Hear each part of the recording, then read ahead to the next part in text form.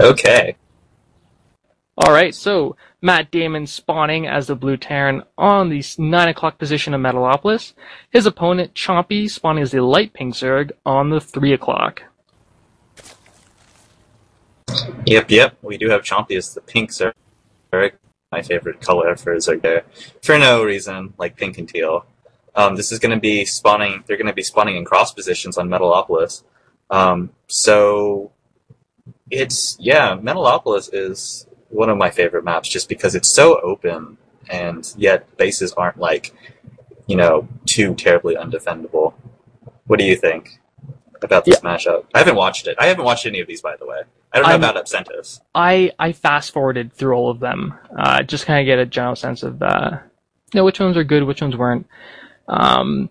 This match, of course, is, this matchup, rather, kind of favors Zerg in these positions, as Zerg is, in cross positions. They can get the natural up pretty quickly.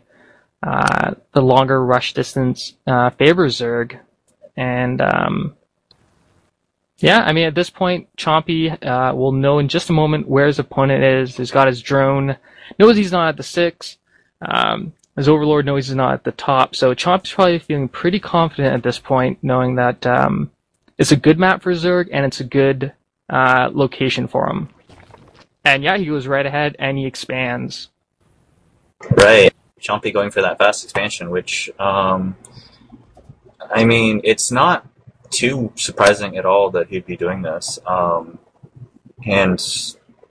it wouldn't put him at too far of a disadvantage. Most Zerg players, I've watched a whole lot of really high-level Zerg players, and it seems that when you start getting really high level, most good players just feel super comfortable expanding because they do have that micro that they can easily defend off their base, even if they have a smaller amount of units. So Chompy, definitely a fantastic player. He's won how many SC Reddit Opens now? I think like 2 of them, or 3. If not one, he's definitely placed. He is a very strong Zerg player.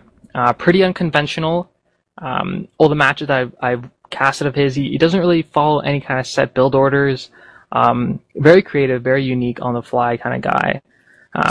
Matt Damon, he has his wall off. He's got his factory going, and I imagine we're going to see Hellions and maybe some more Marines. He can do a fairly nice push like that early on in the game, especially against a fast expanding Zerg, which Matt Damon did scout out. Right. I've actually been seeing, I've been casting quite a bit this week for no apparent reason other than no one else wanted to do it, which is fine. It's fun. I've seen a lot of Hellion drops, like the 4 Hellion medevac drop. So people just looking like they're going to do a 1-1-1, and then that turns into a middle line harass with Hellions instead of trying to run them up the front door. And it's been very, very successful. I don't know if these games, when were these games ran? This week? Last week? Yeah, all games were played between last Friday and pretty much Wednesday. Most of these are pre-patch, but yeah, not much of a difference there unless we see like super tanks. Okay, so we've got reactor core going up on the factory. We also have a command center going down, so it looks like Matt Damon's going to want to expand himself. He knows that his Zerg opponent already has an expansion down, so you got to catch up somehow, and this is as good a way as any to do it. And put some pressure with Hellions and then expand. Right, Matt Damon has that reactor down for his factory, and besides that, he doesn't seem to be teching up anymore. He's just focusing on getting his second command center down and getting his macro up rather strong before making any commitments onto any tech tree, because let's see how much of the map can he actually see. Okay, yeah, he knows that the Zerg player has that second base, like you said. Ooh, he's actually putting down his starport now. Yeah, his starport's just a little about 60% done. As you were mentioning earlier, drops are really effective, and even in Terran versus Terran, I've seen people doing like the select build, in which you get a drop ship and you attack with like 4 Marines and 2 Hellions, and it's kind of one way to put on pressure. And of course, as you said, doing that kind of 4 Hellion drop. MattDamon's got 4 Hellions outside his opponent's natural right now. Chompy is pretty well defended. He has 3 spine crawlers. Yeah, he seems to be expecting some kind of harass, because he has all of these spine crawlers kind of backed on around the middle line to prevent any run-bys. Oh, and that's smart, putting that evolution chamber down. I don't know if that's completely walled up, but it's definitely going to help. Okay, Hellion's going around now, going to be harassing a Econ line, but no, they're going to be brought, they're going to be chased off, definitely. Spine Crawler, those Zerglings definitely didn't allow those Hellions to do as much damage as they wanted, but several kills each, I think 3, 2, and 3, so economically, still down in Harvesters, but definitely did some great harass there. Apparently I'm like 5 seconds behind you in the stream, because you were looking pretty psychic when you called those Hellions moving in. But that's okay. We'll just think it up better next time. Oh. So Chompy is putting down a Spire now after fending that Hellion harass. Yeah. If your opponent's going Hellions, of course they can't shoot up in the air. Those flamethrowers are only lateral, so why not get mutas? And that's really, as a Terran player, I fear the unit the most from Zerg are mutas. Just hard to. Ever since they figured out magic boxing, it's been difficult for me. Right. Okay, and a 4 Hellion drop now. Going to be going around the top side. Ooh, these Zerglings are going to be able to spot that medevac.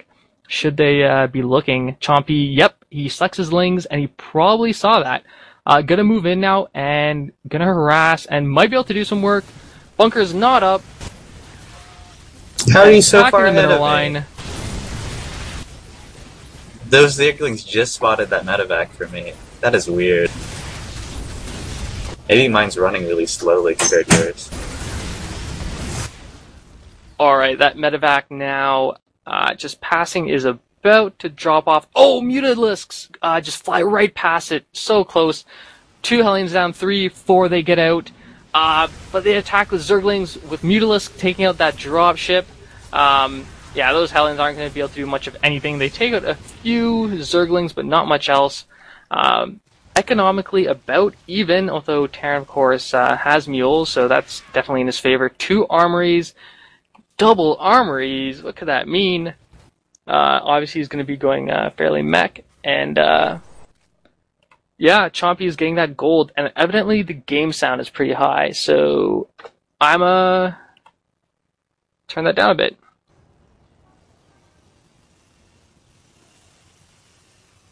Okay, hopefully that's better. Atomika, are you still with me? Yes. Read off your time on your replay right now. I can't, without showing the bar. Oh, right. Sorry. Okay, Mutas and Zerglings going out at the top location. They're going to be attacking that bunker. There's only 2 Hellions there. That's not going to be enough. A turret, though. Those Mutas, they're going to... Oh, yeah, finally get that bunker down. And looks like they're going to come around and see what they can snipe at, working at a supply depot now.